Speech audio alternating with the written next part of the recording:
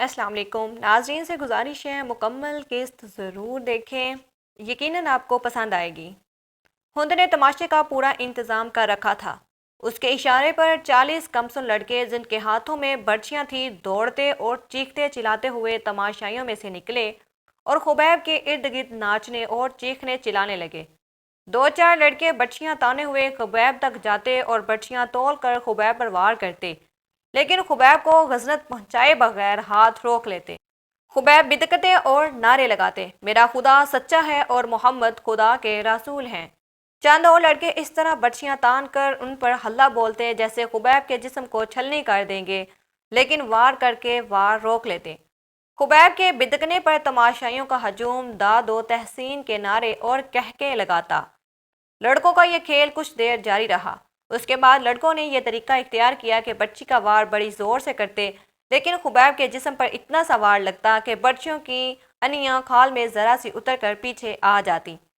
بہت دیر تک یہ کھیل چلتا رہا۔ تماشائی داد و تحسین کے نعرے اور خبیب اللہ اکبر اور محمد رسول اللہ کے نعرے بلند کرتے رہے۔ خبیب کے کپڑے خون سے لال ہو چکے تھے۔ ابو جہل کا بیٹا اکرمہ ہاتھ میں برچھی لیے ان لڑکوں کے پاس جا پہنچا اور انہیں ہدایات جاری کرنے لگا۔ لڑکے اب اپنی برچیاں خبیب کے جسم میں چبو رہے تھے۔ خبیب کے جسم کا کوئی بھی حصہ ایسا نہ رہا جہاں برچھی نہ چبھی ہو اور وہاں سے خون نہ ٹپک رہا ہو۔ ان کے چہرے پر بھی برچیاں ماری گئیں۔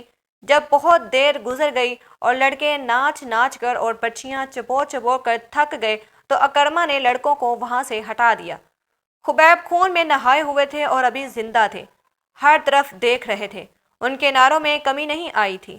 اکرمہ ان کے سامنے کھڑا ہو گیا اور برچھی تان کر خبیب کے سینے میں اتنی زور سے ماری کہ فاصلہ کم ہونے کی وجہ سے یہ برچھی خبیب کے جسم سے پار ہو گئی۔ وہ شہید ہو گئے۔ ان کی لاشیں یہیں بندی رہنے دو۔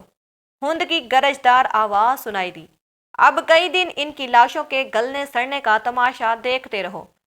یہ واقعہ جولائی 337 عیسوی کا تھا، جو خالد کو یاد آ رہا تھا۔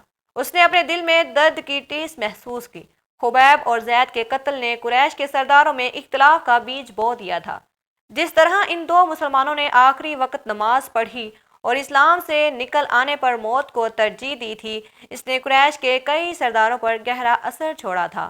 خود خالد نے اگر تسلیم نہیں کیا تو خبیب اور زید کے دل ہی دل میں بہت تعریف کی تھی۔ ابو سفیان اور اس کی بیوی ہند کے خلاف اس کے دل میں ناپسندیدگی پیدا ہو گئی تھی۔ یہ جنگجوؤں کا شیوا نہیں تھا، اس نے اپنے آپ سے کہا۔ یہ جنگجوؤں کو زیب نہیں دیتا تھا۔ ایک روز وہ ان سرداروں کی محفل میں بیٹھا تھا جو رسول خدا کے ان دو صحابہ کرام کے قتل کے خلاف تھے۔ کیا تم سب جانتے ہو کہ مارے جانے والے یہ دو نہیں بلکہ 6 مسلمان تھے؟ خالد نے پوچھا۔ ہاں، ایک نے جواب دیا، یہ شارجہ بن مغیث کا کام تھا۔ وہ ان 6 مسلمانوں کو دھوکے سے پھندے میں لایا تھا اور اس کے پیچھے مکہ کے یہودیوں کا دماغ کام کر رہا تھا۔ خالد نے کہا، اور اس میں یحاوہ یہودہ نے 2-3 اور یہودی لڑکیاں ساتھ لے جا کر اپنے اور ان کے حسن کا جادو چلایا تھا۔ یحاوہ جادوگرنی ہے، ایک سردار نے کہا، وہ بھائی کو بھائی کے ہاتھوں ذبح کرا سکتی ہے۔ کیا یہ خطرہ نہیں کہ یہودی ہمیں بھی ایک دوسرے کا دشمن بنا دیں گے؟ کسی سردار نے کہا۔ نہیں، ایک بوڑھا سردار بولا، وہ محمد کے اتنے ہی دشمن ہیں جتنے ہم ہیں۔ یہودیوں کا مفاد اس میں ہے کہ وہ ہمارے اور مسلمانوں کے درمیان دشمنی اتنی پکی اور شدید کر دے کہ ہم مسلمانوں کا نام و نشان مٹا دیں۔ ہمیں یہودیوں پر شک نہیں کرنا چاہیے، ایک سردار نے کہا، بلکہ ضرورت ہے کہ ہم یہودیوں کو مسلمانوں کے خلاف زمین کے نیچے استعمال کریں، لیکن ایسے نہیں جیسے شارجہ نے کہا ہے۔ خالد نے کہا، اور ایسے بھی نہیں جیسے ابو سفیان اور اس کی بیوی نے کیا ہے۔ کیا تم سب جانتے ہو کہ یحاوہ مکہ کے چند ایک یہودیوں کے ساتھ مدینہ چلی گئی ہے؟ بوڑھے سردار نے پوچھا اور خود ہی جواب دیا، وہ مدینہ اور ارد گرد کے یہودیوں اور دوسرے قبائل کو مسلمانوں کے خلاف ابھاریں گے۔ اسلام کے فروغ سے وہ خود خطرہ محسوس کر رہے ہیں۔ اگر محمد کا عقیدہ پھیلتا چلا گیا اور میدان جنگ میں محمد کے پیروکاروں کا جذبہ یہی رہا جو ہم دیکھ چکے ہیں، تو خدائے یہودہ کا سورج غروب ہو جائے گا۔ لیکن یہودی لڑنے والی قوم نہیں، خالد نے کہا، وہ میدان جنگ میں ہمارا ساتھ نہیں دے سکتے۔ مسلمانوں کے لیے وہ میدان جنگ میں زیادہ مہلک ثابت ہوں گے، ایک سردار نے کہا۔ وہ اپنی یحاوہ جیسی دلکش لڑکیوں کے ذریعے مسلمان سرداروں اور سالاروں کو میدان جنگ میں اترنے کے قابل نہیں چھوڑیں گی۔ یہ ہوا خالد کے دل و دماغ پر غالب آتی جا رہی تھی اور 4 برس پرانی باتیں اسے سنائی دے رہی تھی۔ وہ مدینے کی طرف چلا جا رہا تھا اور احد کی پہاڑی اوپر اٹھتی آ رہی تھی۔ پھر یہ پہاڑی اس کی نظروں سے اوجھل ہونے لگی۔ اس کا گھوڑا کھائی میں اتر رہا تھا۔ یہ کوئی 1 میل لمبا اور 1.5 فرلانگ چوڑا نشیب تھا جس میں کہیں کہیں مخروطی ٹیلے کھڑے تھے۔ یہ ریتلی مٹی کے تھے۔ خالد کو دوڑتے ہوئے قدموں کی آہٹ سنائی دی۔ اس نے چونک کر ادھر دیکھا اور اس کا ہاتھ تلوار کے دستے پر چلا گیا۔